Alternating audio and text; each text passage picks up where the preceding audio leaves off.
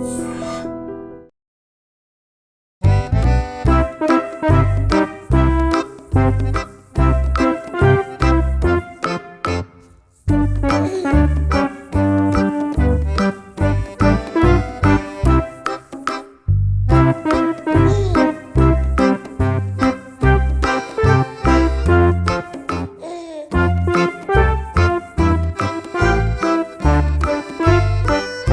Dream గోవాలో arrest చేసిన Johnny మాస్టర్ని హైదరాబాద్ తీసుకొచ్చిన నార్సింగ్ పోలీసులు రాజేంద్ర నగర్ కోర్టులో ప్రవేశపెడతారు.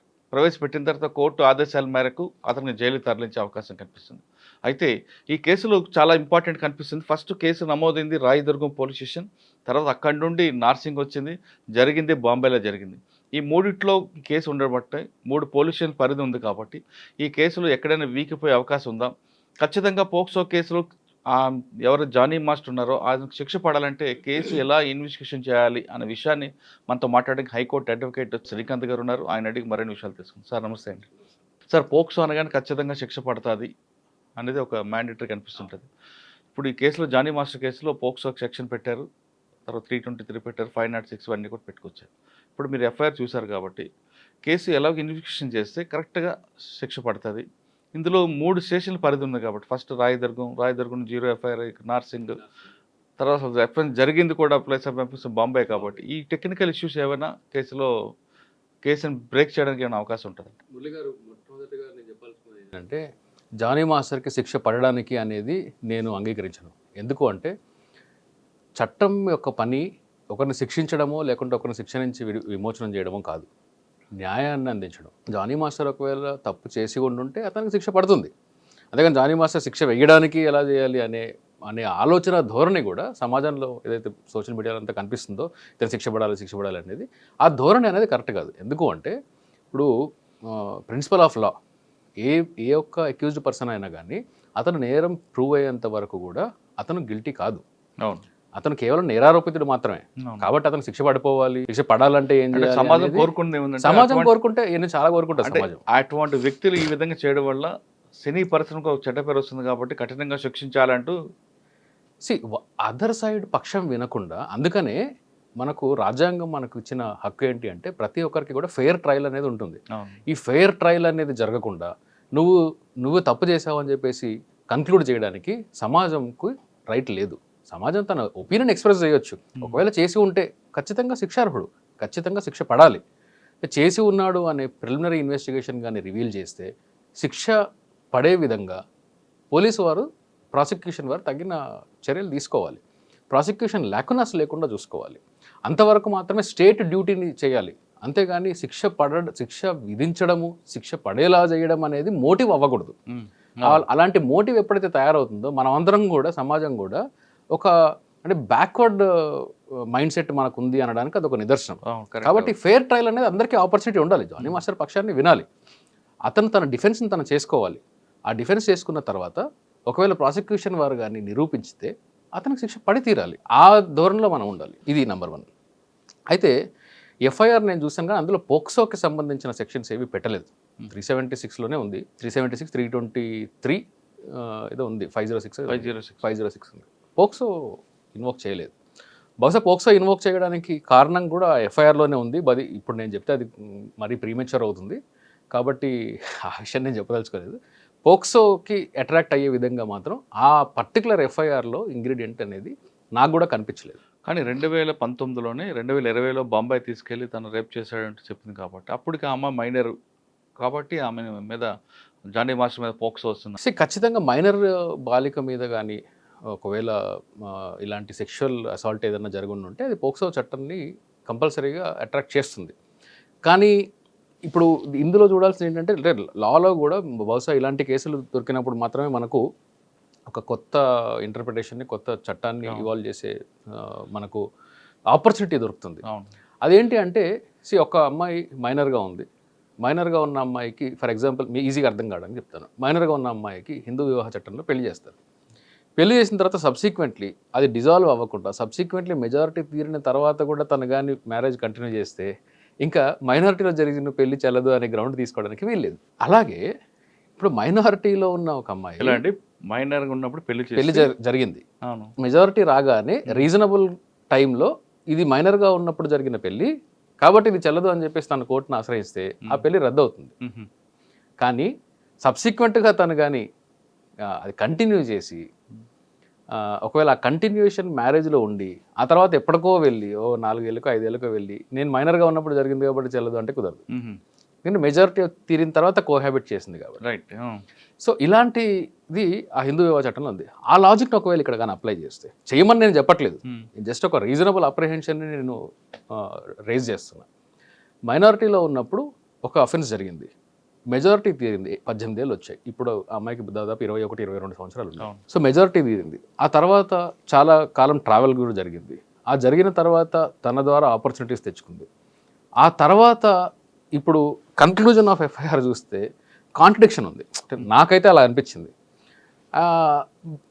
బేర్లీ కంప్లైంట్ చూస్తే మాత్రం నాకు ఇద్దరి పక్షాన్ని అంటే జానీ పక్షాన్ని వినకుండా ఈ యొక్క ఎఫ్ఐఆర్ని బేస్ చేసుకొని ఇదే జరిగిందేమో అనే అపోహకి నేనైతే రావట్లేదు.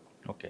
అయితే ఆ రీజనబుల్ టైం అనేది లేదు కాబట్టి పోక్సో బహుశా అట్రాక్ట్ అవుతుందా లేదా అనేది అందులో ఆ ఎఫ్ఐఆర్లో ఏదైతే ఆ అమ్మాయి రిపోర్ట్ రాసిచ్చిందో, రిటర్న్ కంప్లైంట్ ఇచ్చిందో, హ్యాండ్ రిటర్న్ కంప్లైంట్ అది.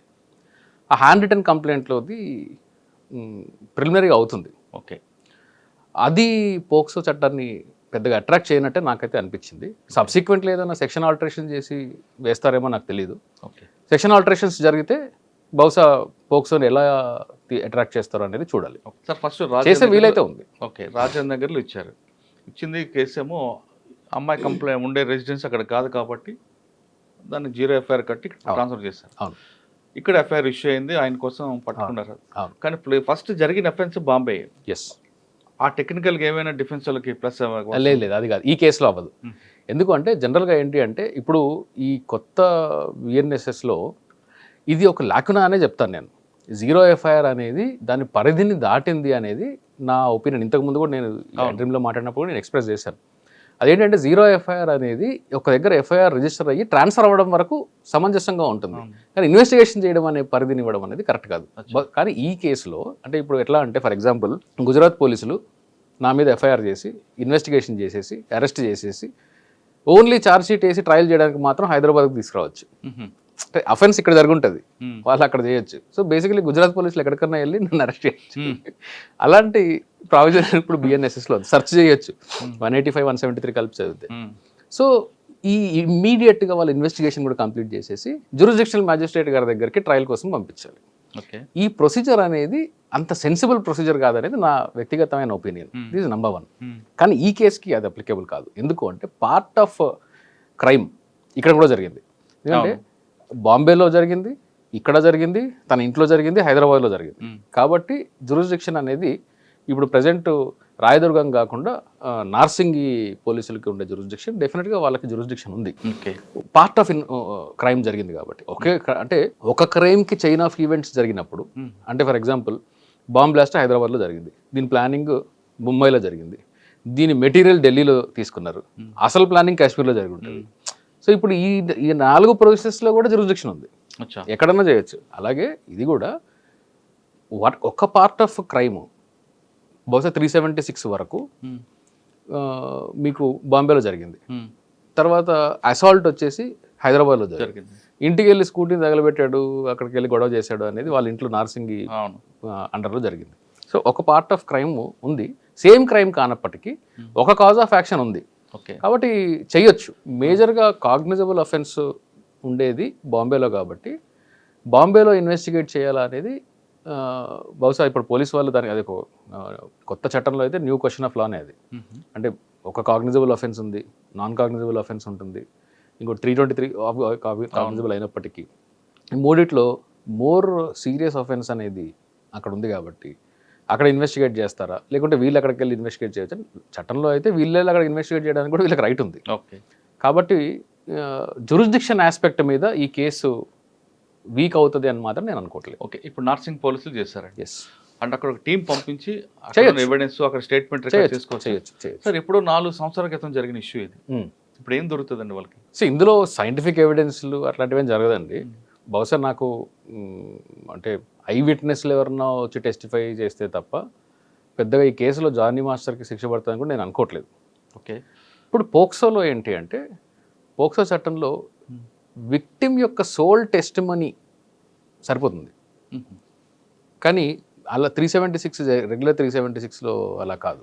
సోల్ టెస్టిమనీ, ఆ అమ్మాయిది 4 గోడల మధ్యలో జరిగిన దానికి ప్రూఫ్ ఎక్కడి నుంచి చేస్తారు?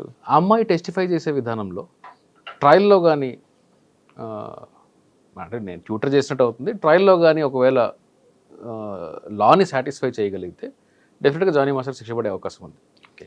ఇంకోటి, ఈరోజు జానీ మాస్టర్ని కోర్టు ముందు ప్రవేశపెడతారు. సందర్భం వచ్చింది కాబట్టి చెప్తాను నేను, మురళి గారు. ఒక సుప్రీంకోర్టు ఇప్పుడు ప్రజెంట్ ఉన్న జస్టిస్ చంద్రచూడ్ గారు, చీఫ్ జస్టిస్, అంతకు ముందున్న మంచి మంచి జడ్జిమెంట్స్లో కూడా, మంచి కాన్స్టిట్యూషనల్ జడ్జిమెంట్స్లో కూడా ఒక లాజిక్ అనేది సుప్రీంకోర్టు ఇవ్వడం జరిగింది. అదేంటంటే, మ్యాజిస్ట్రేట్కి పోలీసులకి, అంటే పోలీసులకు అరెస్ట్ చేసే రైట్ ఉంది, మ్యాజిస్ట్రేట్లకి రిమాండ్కి పంపించే రైట్ ఉంది. ఇది పవర్, కానీ నెసెసిటీ ఉందా లేదా అనేది చూడాలి. అంటే ఎంత పెద్ద రిజెక్ట్ చేసే అవకాశం కూడా మెజిస్ట్రేట్కి ఉంది. ఎస్, అంటే యాక్చువల్గా రిజిస్టర్ చేసే అవకాశం పక్కన పెడితే అసలు రిమాండ్కి పంపించే అవసరం ఉందా లేదా అనే స్క్రూటినీ అనేది జరిగి తీరాలి. అది జానీ మాస్టర్ అని చెప్పట్లేదు, ఎవరికైనా, ఏ కేసు అయినా కానీ.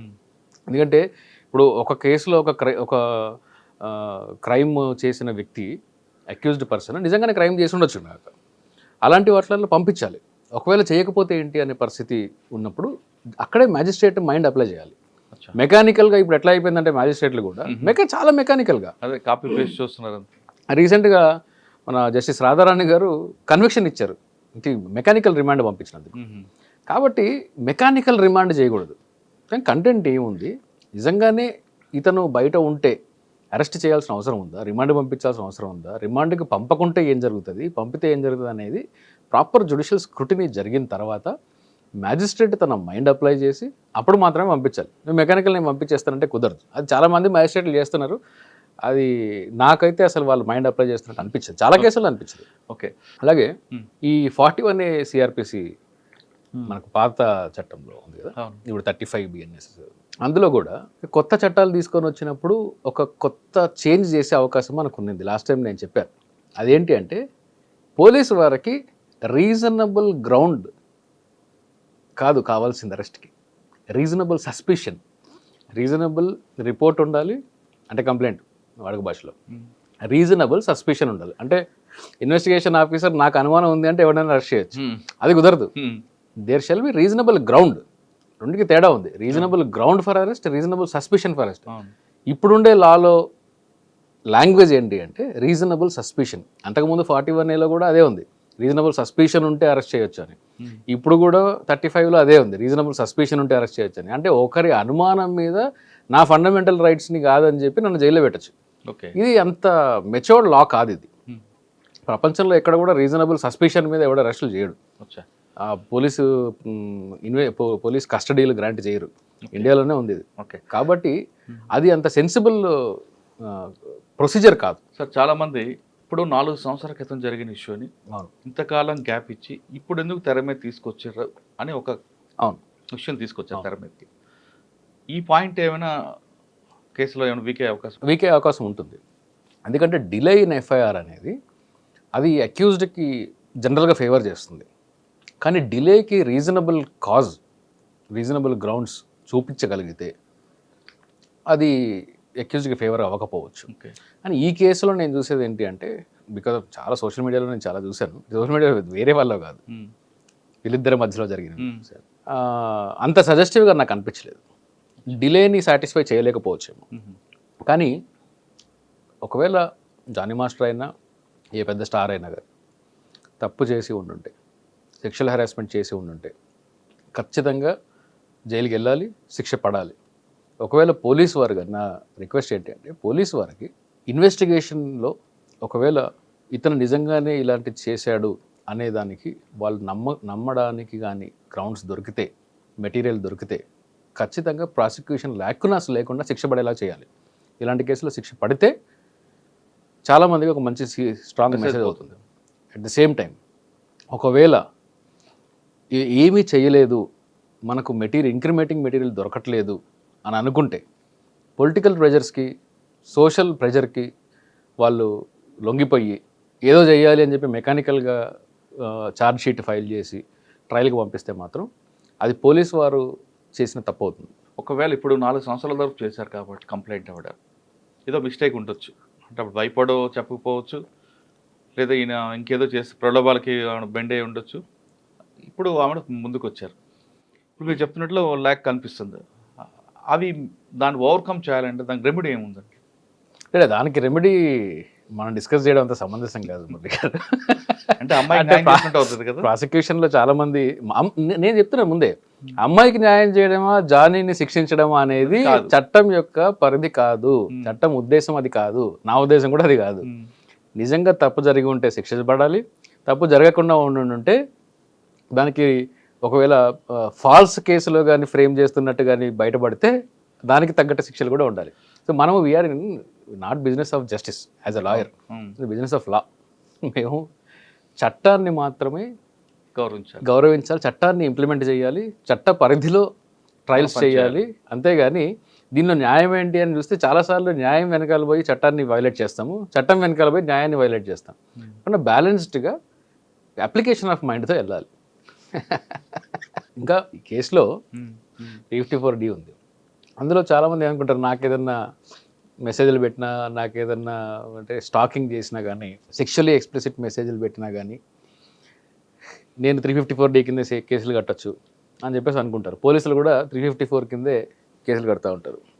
ఇది అందులో ఒక లాజిక్ ఉంది, అది దీనికి అప్లికబుల్ కాదు, జస్ట్ నాలెడ్జ్ కోసం చెప్తున్నా. ఒక అమ్మాయికి ఎలాంటి ఎక్స్ప్లిసిట్ మెసేజ్లు మీరు పెడితే ఈ అమ్మాయి నాకు ఇది ఇష్టం లేదు ఇంకా పెట్టొద్దు అని వ్యక్తపరచాలి, డినై చేయాలి.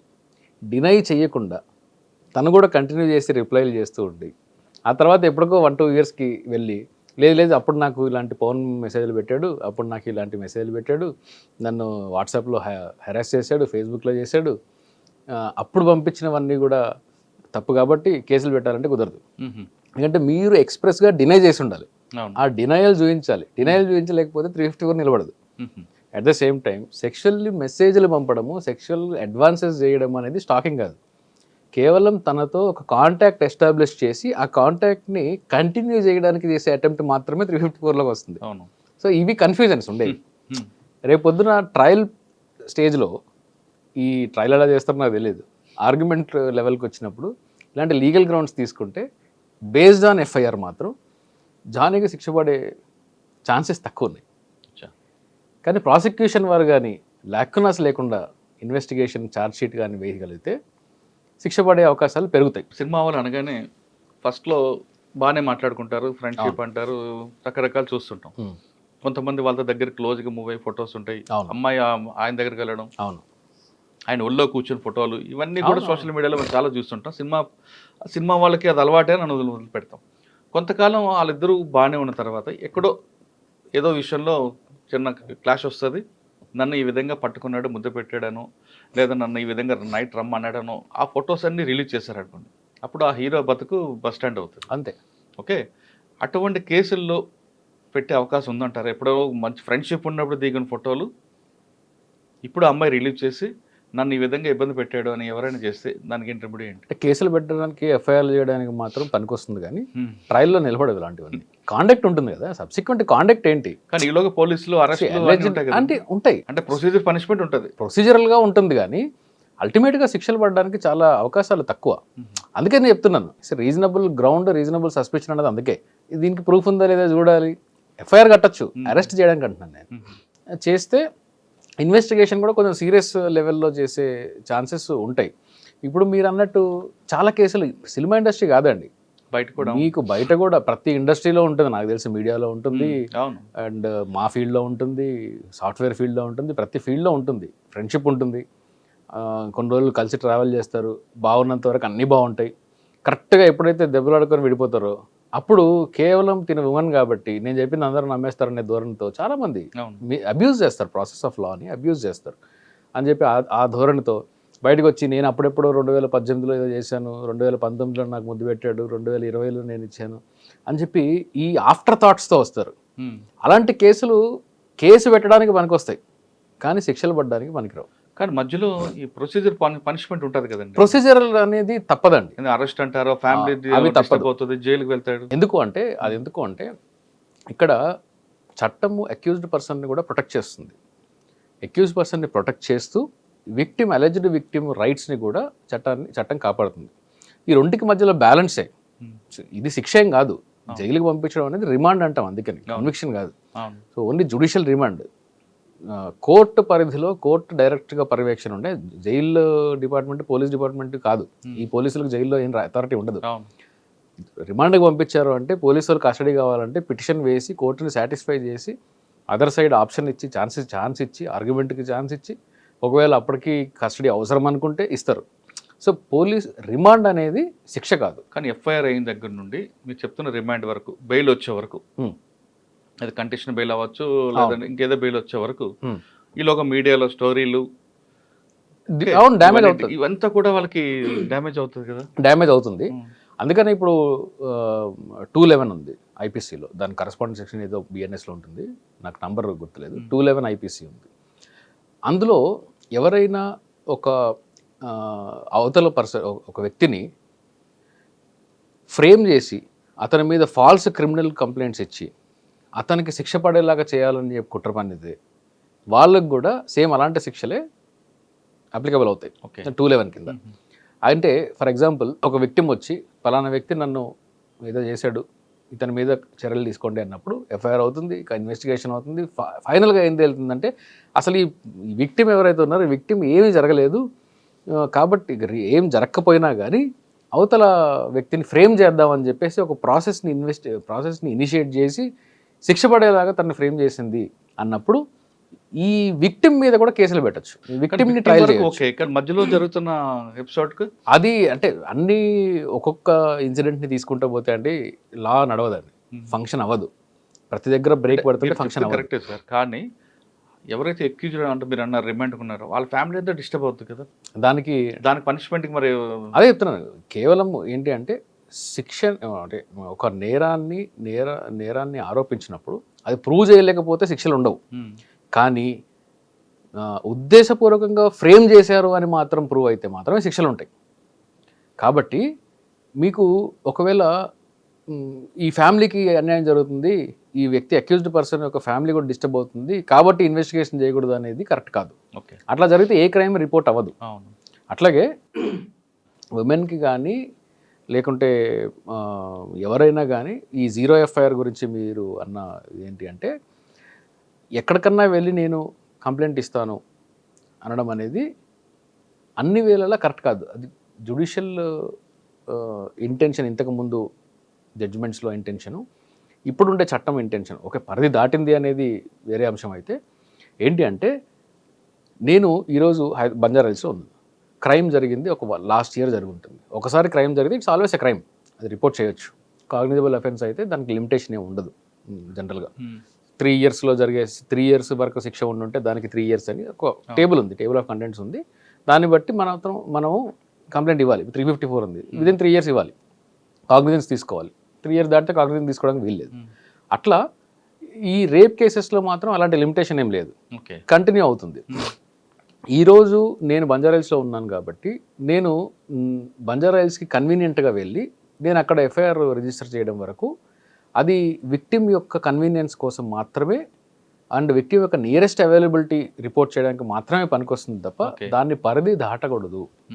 అది అంతేగాని నేను బంజారాహిల్స్లో ఉంటున్నాను కానీ నాకు బేగంపేట సిఐ గారు మంచి ఫ్రెండ్, నేను అక్కడికి వెళ్ళి ఎఫ్ఐఆర్ చేస్తాను ఎందుకంటే బంజారాహిల్స్ వాళ్ళు చేయట్లేదు కాబట్టి అక్కడ నుంచి ట్రాన్స్ఫర్ చేయించుకుంటాను అనే అబ్యూజ్ అనేది జరుగుతుంది. కొంచెం అది ఉంటుంది. జనరల్గా నాకే ఫోన్లు చేస్తారు, చేసి ఏమండి మా లోకల్ పోలీస్ స్టేషన్ రీసెంట్గానే వచ్చింది ఒక కాల్, లోకల్ పోలీస్ స్టేషన్లో ఎఫ్ఐఆర్ కట్టినట్టున్నారండి, మీకు ఏమైనా తెలిసిన పోలీసు వాళ్ళు ఉంటారు కదా చెప్పండి, అక్కడికి వెళ్ళి 0 ఎఫ్ఐఆర్ చేస్తాను అక్కడ నుంచి ట్రాన్స్ఫర్ చేసుకుంటాను. అది కరెక్ట్ కాదు సార్. మన దగ్గర అంటే నేను ఈ కేసు గురించి మాట్లాడుకుంటా, ప్రొసీజర్ పనిష్మెంటే కనిపిస్తుంది తప్ప లాస్ట్ కన్విక్షన్ వచ్చింది, శిక్ష పడింది ఒక వైట్ కాలర్ రెఫరెన్స్ కానీ ఏదో కేసులో కానీ అది ఆ రేషియో తక్కువ ఉంది, ఈ రేషియో ఎక్కువ కనిపిస్తుంది. ఎందుకు ఉంది అంటే వాస్తవం, అది నిజంగానే వాస్తవం. అది నాకు తెలిసి ఈ ఫైనాన్షియల్ అఫెన్సెస్లో వైట్ కాలర్ అఫెన్సెస్లో వాటిల్లో కూడా పెద్ద కన్విక్షన్ రేట్ ఏం లేదు. కానీ ప్రొసీజర్ పనిష్మెంట్ ఉంటుంది. ప్రొసీజరల్ పనిష్మెంట్ కాదు, procedural harassment number procedural harassment అది పనిష్మెంట్ అనలేక అదే పనిష్మెంట్ అదే పనిష్మెంట్. అది ఈ ధోరణి మ్యాజిస్ట్రేట్స్లో కూడా ఉంది, జడ్జెస్లో కూడా ఉంది. ఏంటి ఫర్ ఎగ్జాంపుల్ 376 90 days దాకా నేను ఇవ్వను, ఇదేంటి డిపాజిటర్స్ యాక్టా 60 days దాకా నేను ఇవ్వను, మర్డర్ కేసా 90 days దాకా నేను ఇవ్వను, ఛార్జ్షీట్ వేసారా వేయలేదా.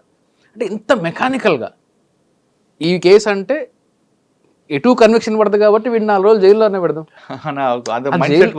అదే అంటే పోలీసులు కూడా అలాగే తేనట్లున్నారండి చాలా కేసుల్లో.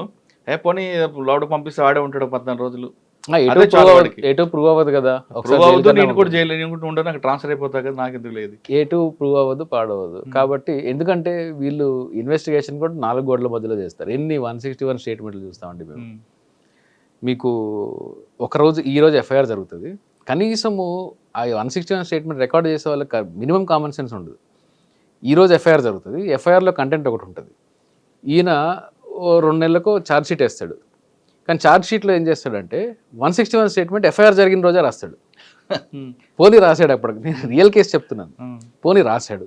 ఎఫ్ఐఆర్లో ఒక థియరీ ఉంటుంది, అదే రోజు 161లో ఇంకో థియరీ ఉంటుంది.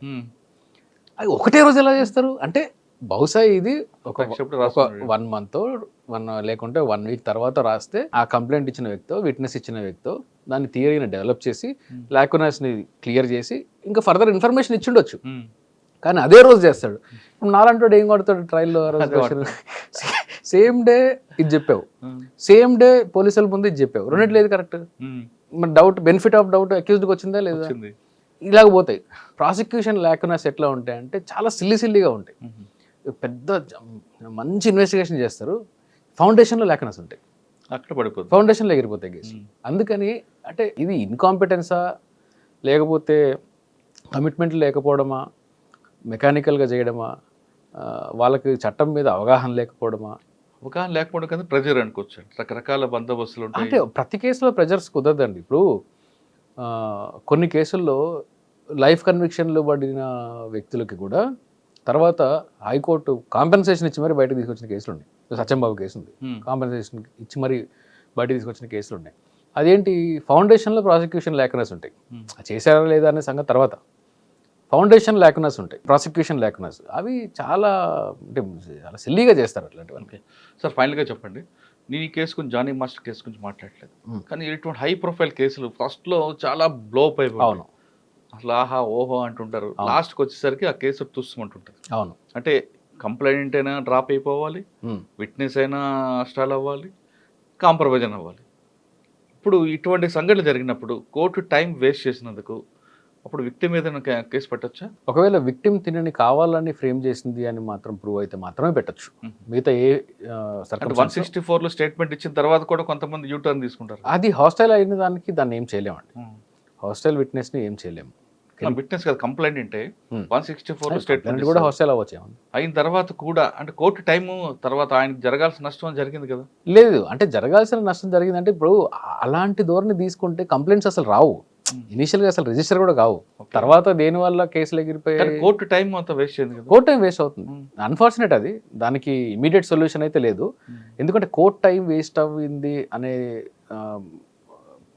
కన్క్లూజన్కి మనం రావాలి అంటే నేను ఇందాక చెప్పాను కదా, అరెస్ట్ అప్పుడు, ఎఫ్ఐఆర్ రిజిస్ట్రేషన్ అప్పుడు, ప్రిలిమినరీ ఇన్వెస్టిగేషన్ అప్పుడు చట్టంలో బిఎన్ఎస్ఎస్లో మార్పులు తెచ్చి ఈ రీజనబుల్ సస్పిషన్ కాదు గ్రౌండ్స్ అన్నట్టు క్రియేట్ చేసి ఈ ప్రొసీజర్ కానీ స్ట్రెంథన్ చేసి ఉంటే కోర్టు టైం వేస్ట్ అవ్వకుండా ప్రాపర్ ఇన్వెస్టిగేషన్ జరిగి ప్రాపర్ ప్రొసీజర్ ఫాలో అయ్యి కోర్టు దగ్గరికి వెళ్ళినప్పుడు కన్విక్షన్ రేటు పెరుగుద్ది. ఓకే, అవును. సో కన్విక్షన్ రేట్ అనేది కోర్టులో కాదు, ప్రాసిక్యూషన్లో ఉంటుంది. కోర్టు తప్ప కాదు అది. చాలామంది ఇదేం కోర్టు అండి అని, కోర్టు కాదు, ప్రాసిక్యూషన్ చేయాలి అది, పోలీసు వాళ్ళు పబ్లిక్ ప్రాసిక్యూటర్స్ పని అది. సో ఆ ప్రాసిక్యూషన్ లేకుండా ప్రాసిక్యూషన్ ఇన్వెస్టిగేషన్ ప్రాపర్గా లేకపోవడం, చట్టం కూడా అందుకు స్ట్రెంగ్గా లేకపోవడం అనేది మనకు క్వైట్ అన్ఫార్చునేట్. అది జానీ మాస్టర్ కేసులో పోలీసులు అరెస్ట్ చేసి ఛార్జ్ షీట్ వేయడంలో ఉత్సాహం కరెక్ట్గా చేసి ఇన్వెస్టిగేషన్ చేస్తే జానీ మాస్టర్ ఖచ్చితంగా శిక్ష పడుతుందంటున్నారు శ్రీకాంత్ గారు. ఏదో మీడియా హడావడి కోసం తూతూ మంత్రంగా చేయకుండా కరెక్ట్గా ప్రొసీజర్ ప్రకారం వెళ్తే, ప్రాసిక్యూషన్ కూడా కరెక్ట్గా ఇన్వెస్టిగేషన్ చేసుకుంటూ వెళ్తే ఖచ్చితంగా శిక్ష వస్తుంది. లేదా ఆ కేసు కూడా చాలా కేసులాగా నీరుగారే అవకాశం కనిపిస్తుందంటూ శ్రీకాంత్ చెప్తున్నాడు. ఇది శ్రీకాంత్ గారితో ఒకవేళ ఆయన చెయ్యకపోతే శిక్ష పడకూడదని కూడా చెప్తున్నాను నేను. శిక్ష పడకూడదు కూడా చెప్తున్నారు. ఇది శ్రీకాంత్ గారితో ఎక్స్క్లూజివ్ ఇంటర్వ్యూ. వచ్చే వారం మరో విషయంలో మళ్ళీ కలుద్దాం. అంతవరకు నమస్తే. Thank you sir. Thank you very much. నమస్తే.